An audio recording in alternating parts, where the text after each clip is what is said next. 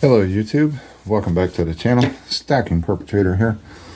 Today's video, we're going to look at another, I'm doing a series of videos and I haven't got to these yet. I know you'll see these coins in the background of a couple of videos. I'm just sitting down doing a mass set of videos showing you different things and answering a couple questions that have been asked of me in the comments. Well, let's take another look at a cherry-picked VAM find from my LCS. We're looking at an 1880. And I gotta hide the thing. I don't want to show you that just yet. And what are we looking at? We're looking at an S. So we have an 1880 S. This happens to be a VAM-9. It is a 80/79 with a large S. It is on the top 100 list. This will get if memory serves me right, this will be one of the 8 that I'll submit in late October, early November. I'll submit this in to get the attribution added. I'm pretty sure this is going to be one of those because the price bump it gets. You got to remember, in VAM searching, not all VAMs get a price bump. It just depends on which ones you find. It is better if you find the top 100s or the hot 50s or the WoW list or a couple of the other lists. There is one list that I will pick up, and I'm happy to find them, and that's the super.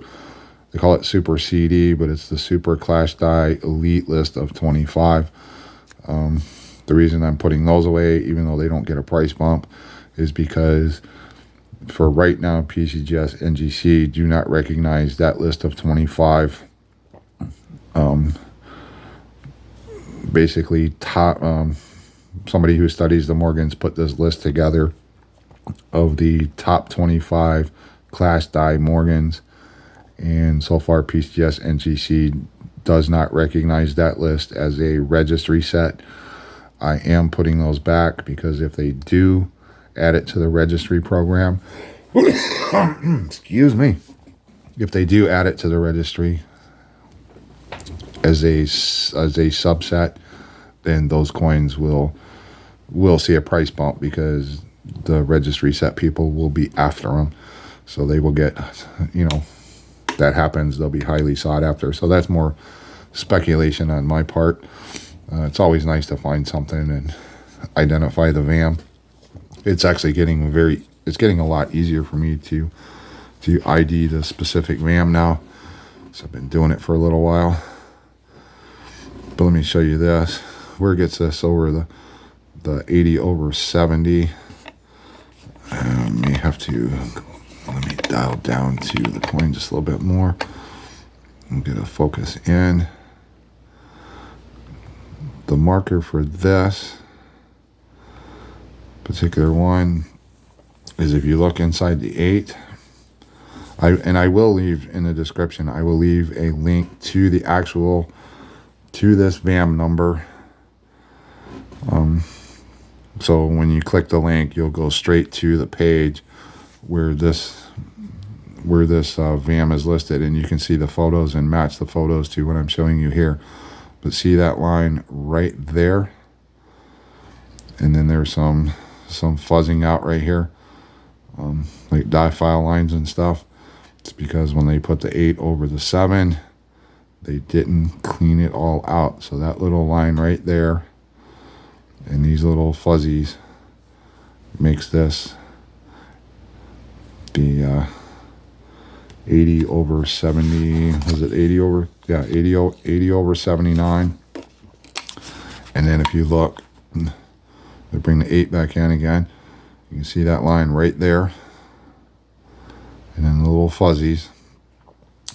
And then if you look over here on the O, or the 0, whichever one you call it, there's a mark right here. There's some fuzziness in here, die file lines and stuff where they were trying to clean it up. And then there's another mark right here. So if you superimpose the 9 right there, this would be like an inside loop. And then as the 9 comes down and curls in, this is going to be part of that loop for the 9 coming up. Sorry about that. This little mark right here is going to be part of that bottom loop of the 9 coming up.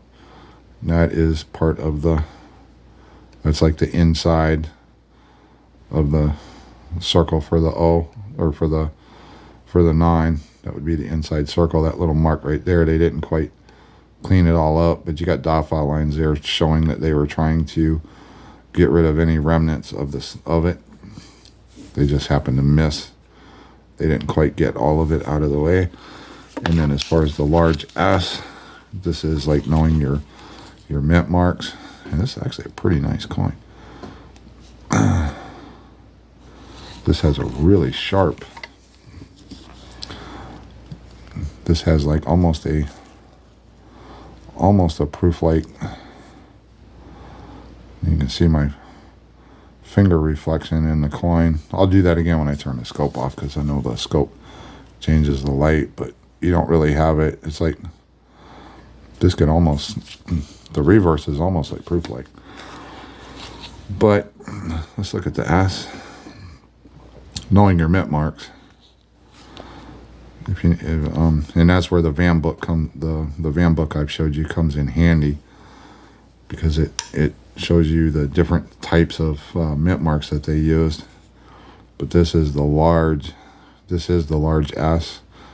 A couple little anomalies in there, but there's a large S and a small S, and this happens to be the large. So knowing that's larger than what they normally use. But it's a really nice coin. I have one of these somewhere I'm going to be showing you.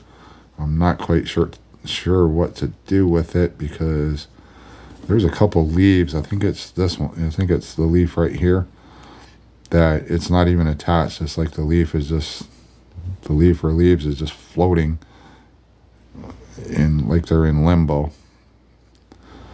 But I'll show you one of the coins I have coming up in my VAM searches. You'll see the leaf doesn't have the stem. It's just the leaves are floating out. So I don't know if that's one I haven't finished identifying yet, or if I have identified it. But this is just a beautiful, look at that, nice clean fields.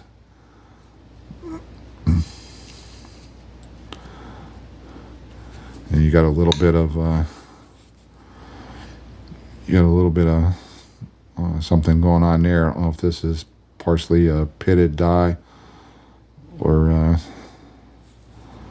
what that is right there. It's like it's probably some pitting going on. But the main identifier is the large S. And then we'll go back to the date. Where's that? That mark right there, and the fact that there's all these die file lines all up in here, and then the little ticks inside the O, this one here, that one there, and then you can see some die file lines where they were trying to eliminate the presence of the 9 that was there. Just a pretty cool, looks like that star took a hit. But key places you want to focus on when you're looking for VAMs is in this area here, this area here. This is the back of the cap. A lot of times you check the ear for right in here, look for doubling. That's a good sign. You got something. I think I pointed out the little fish where it looks like a fish hook in her lip. That's a good place to look at. Sometimes the nostril's broken right here, so sometimes that means something.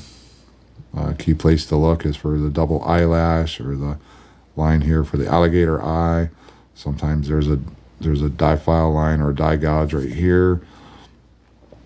Things you can, if you spend a little bit of time studying some of the key places to look for the markers, it will speed up your time searching, and you'll be able to pick out the better variations just based off of key places to look. I mean, this is just a really nice coin, even under the microscope.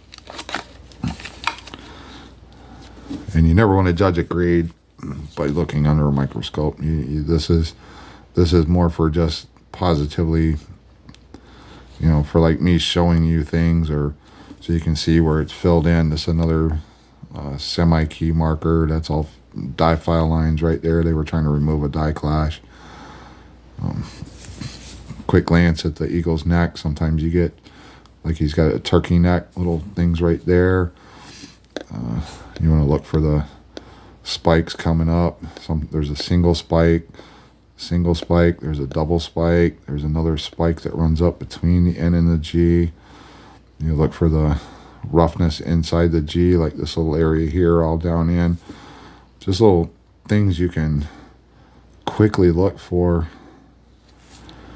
running around the coin. You look in this area for that little die clash thing that's usually right here. Sometimes there's another clash in this area. You're wanting to look for any kind of clash, things that stand out, raised areas that stand out right here. You want to always look right here. You're looking for that clashed E. That's a popular VAM. There's 5 or 6 years that have that. So you want to look in that area. There's so many ways you can just quickly glance around and just look for anomalies that are things that shouldn't be there.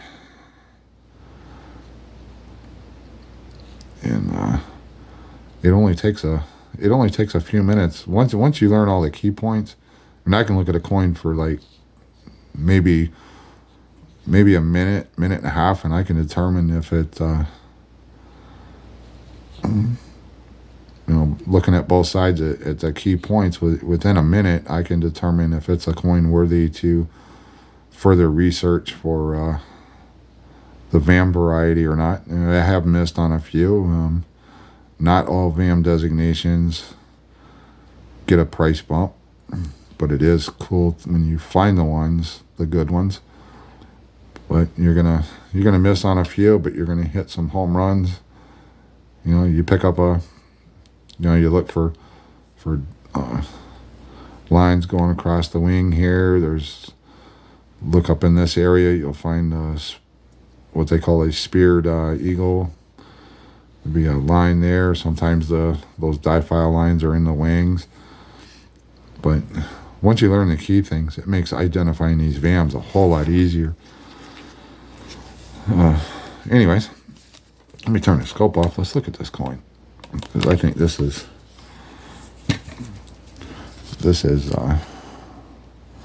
yeah, that's not going to get proof like this. She's really nice on the back, on the reverse. That's really nice looking. That is really nice looking on the reverse. I don't think the obverse is gonna. Yeah, the obverse doesn't have it like the reverse does. But nice coin. So anyways, I rambled long enough. Let me know your thoughts down below. By the way, I'm got a dedicated email address for the channel. I am working on getting a PO box. I have the email on my channel, on my main page. It's listed when you go to the about thing. You'll see the email there, and then I'm going to work it into all my video uploads. So not all my videos will have it. I got to fit it into the main thing that every time you upload a video, it automatically fills in information. So I will be adding that email address. It's dedicated to the channel. Be adding that in, so look out for that. And I will see you on another video.